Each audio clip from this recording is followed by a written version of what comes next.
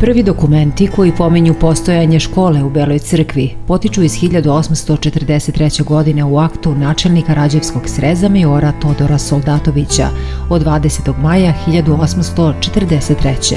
Uvidom u istraživanje istorijskih izvora iz tog vremena može se sa znatnom sigurnošću pretpostaviti da je škola u Beloj crkvi osnovana već 1836. godine, 3 godine nakon pripajanja Rađevine Kneževini Srbiji.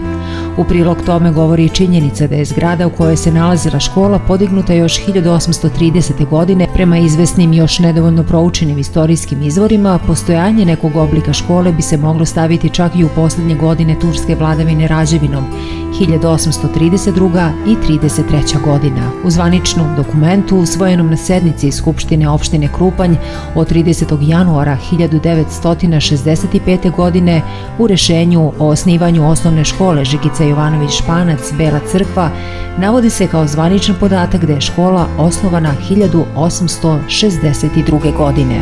I ove godine uz veliki broj gledalaca i gostiju obeležen je prigodnim i svečanim programom još jedan dan škole u Beloj crkvi.